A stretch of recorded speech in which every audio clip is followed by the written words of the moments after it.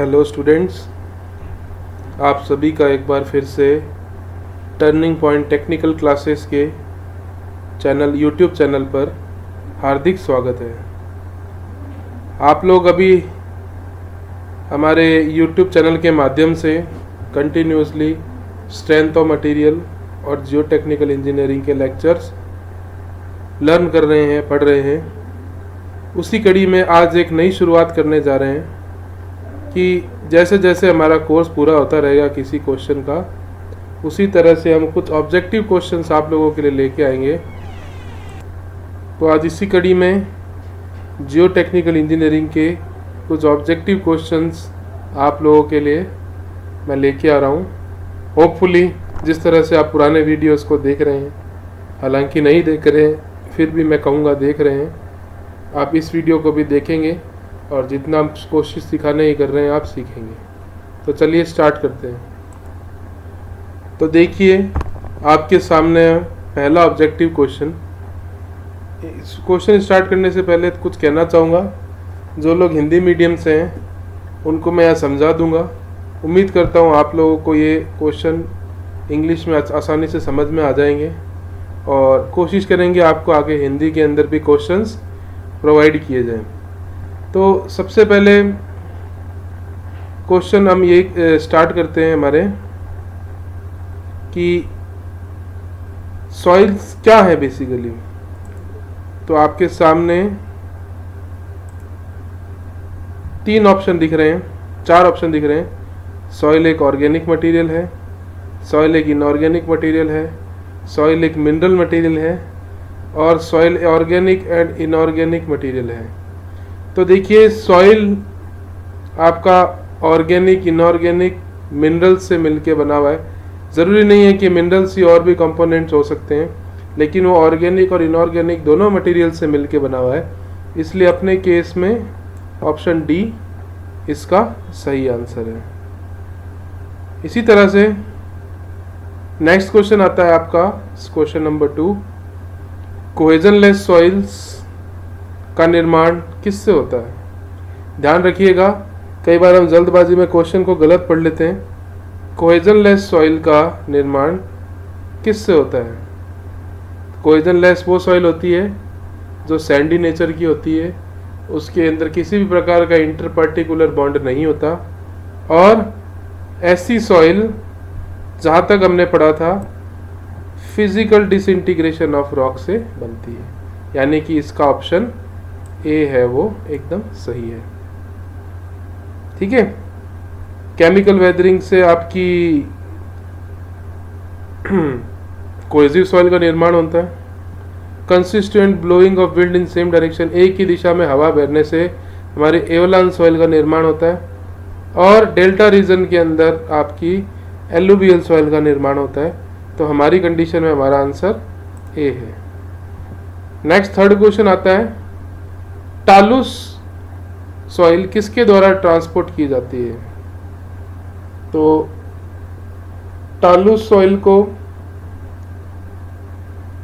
Wind blown नहीं कहा जा सकता, क्योंकि हवा से बहने वाली हवाओं को एवलाइन या लोएस्ट सॉइल कहते हैं। पानी के द्वारा बहने वाली हवाओं को हम एलुवियल सॉइल कहते हैं। ग्लेशियर्स के थ्रू बहने वाली मिट्टी को ग्लेशियल ड्रिफ्ट कहते हैं।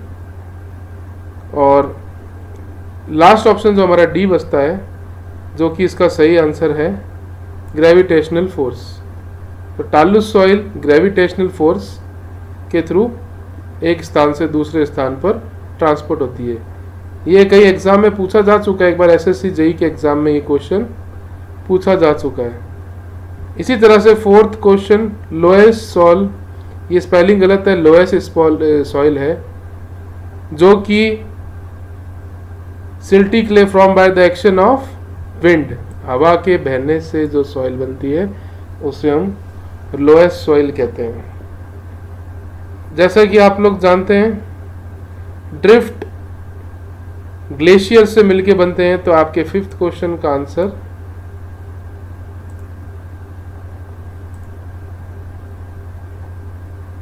ग्लेशियर वाटर आप कह सकते हैं। ठीक है, इसी तरह से आगे अगर हम चलें 6th क्वेश्चन से, नॉन कोहेसिव सॉइल इज, इनमें से कौन सी नॉन कोहेसिव सॉइल है?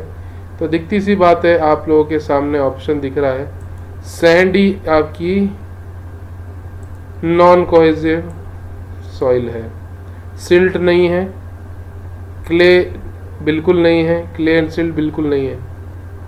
सिल्ट कुछ हद तक नॉन कोहेसिव है, लेकिन purely non cohesive soil sandy रहेगी।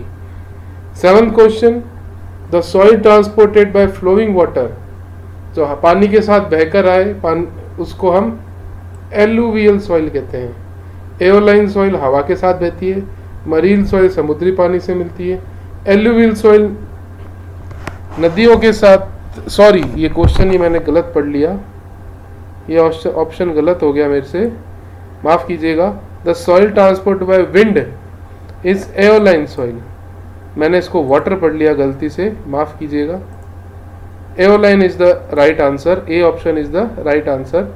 एलुवियल सॉइल आपकी पानी से आती है, पानी के साथ बहती है, ठीक है, तो थोड़ा सा माफ कीजिएगा। 9th क्वेश्चन एक तरीके से बहुत ज़्यादा इम्पोर्टेंट क्वेश्चन इसलिए कह सकते हैं क्योंकि ये क्वेश्चन इस साल के एएन के एग्ज़ाम में पूछा गया था। आपके जो प्री का एग्ज़ाम हुआ था उसके अंदर ये क्वेश्चन आया था, और उसके अनुसार लैकुस्ट्रीन सॉइल वो सॉइल होती है जो हमें तालाब के नीचे से मिलती है, यानी तालाब के नीचे जमी हुई मिट्टी को हम लैकुस्ट्रीन सॉइल कहते हैं।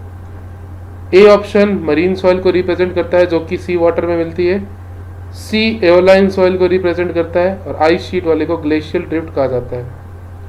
Clay can be classified as, 10th question, highly cohesive soil, limited cohesive, cohesion less, none of the above. अगर क्ले है तो वो हमेशा हाईली कोहेसिव ही होनी चाहिए, अदरवाइज उसका कोई इस्तेमाल नहीं है।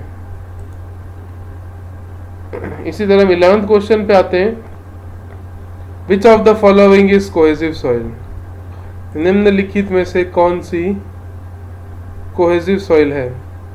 सैंड कोहेसिव सॉइल, कंकड़ सॉइल ही नहीं है तो कोहेजन तो दूर की बात है। ब्लैक कॉटन सॉइल जो कि एक्सपेंसिव सॉइल भी कहलाती है, ये एक प्रकार की कोहेसिव सॉइल है जो आज ही हमने हमारे वीडियो लेक्चर में इसका डिस्कशन किया था। लूज कोर्स सॉइल नहीं हो सकती, सैंड विद क्ले नहीं हो सकती। 12th क्वेश्चन में आते हैं, which of the following soil has the finest grain, निम्नलिखित में से किस सॉइल के ग्रेन्स सबसे ज़्यादा फाइन होंगे? तो आंसर है आपका क्ले के। क्ले के पार्टिकल का साइज लेस देन 2 माइक्रोन होता है, आज ही हमने पढ़ा था, इसलिए इसका आंसर क्ले होगा। Silt has the following property, इनमें से सिल्ट की कौन सी प्रॉपर्टी होती है? Plasticity, limited plasticity, no plasticity, elasticity. Silt एक फाइन केमिकली और इलेक्ट्रिकली इनर्ट सॉइल है, उसमें किसी भी प्रकार की प्लास्टिसिटी नहीं होती, तो इसका आंसर सी है। Next question, the minimum size of grain of silt soil is about, silt का ग्रेन का मिनिमम साइज होता है, option 0.01 mm, 0.3 mm, 0.06 mm and 0.02 mm। आप लोगों से यहाँ पर मिनिमम साइज पूछा गया है, तो सिल्ट क्ले से जस्ट बड़ी सॉइल होती है, सिल्ट का इफेक्टिव साइज 0.06 mm से 0.002 mm तक रहता है, तो सिल्ट का अगर मैक्सिमम पॉसिबल अगर हम पूछ ले ऑप्शन, तो वो ऑप्शन डी होगा, जो कि सिल्ट के लिए एकदम वैलिड है। सबसे छोटा साइज सिल्ट का 0.002 रहता है। इसी तरह से नेक्स्ट क्वेश्चन आपका, maximum size of silt grain is, अभी आप लोगों से डिस्कस किया, 0.06 mm is the right answer. Which of the following will have highest percentage of, यहाँ पर लैंड गलत लिख दिया है, यहाँ पर एक्चुअल में लैंड की जगह सैंड होना चाहिए था, ये इन्होंने यहाँ पर बुक के अंदर प्रिंटिंग मिस्टेक है, तो इसको आप इरेज कर सकते हैं या फिर आप इसको समझ सकते हैं सैंड रहेगा। तो इनमें से किस सॉइल का हाईएस्ट परसेंटेज ऑफ सैंड रहता है? तो दिखती सी बात है, सैंडी क्ले लोम में ही सबसे ज़्यादा सैंड का परसेंटेज रहता है। सैंडी क्ले लोम सैंड और क्ले का एक मिक्सचर होता है जिसके अंदर सैंड का परसेंटेज क्ले की तुलना में काफ़ी अधिक रहता है। नेक्स्ट 17 क्वेश्चन पे चलें। The maximum size of the clay particle, clay के पार्टिकल का मैक्सिमम साइज क्या हो सकता है? क्ले के पार्टिकल का साइज 0.002 या उससे कम का होता है, तो इसका ऑप्शन आपका सी रहेगा। ठीक है, इसी तरह से हम 18th क्वेश्चन पे आते हैं। The ratio between the total volume of voids to the total volume of solid. आज हमने हमारे दो लेक्चर पहले ही इसको हमने डिस्कस किया था। यहाँ पे आप अपनी स्क्रीन पे क्वेश्चन नंबर 18 देख रहे हैं। The ratio between total volume of voids and the total volume of solids is called void ratio. हमने हमारे पिछले लेक्चर में पढ़ा था। IS कोड के अनुसार स्पेसिफिक ग्रेविटी के लिए टेम्परेचर रहता है 27 डिग्री सेल्सियस। कई बार गलती हो जाती है, 4 डिग्री सेल्सियस कई जगह लिखा आ जाता है, लेकिन IS कोड के अनुसार 27 डिग्री सेल्सियस के ऊपर स्पेसिफिक ग्रेविटी का मान सॉइल के लिए लिया जा सकता है।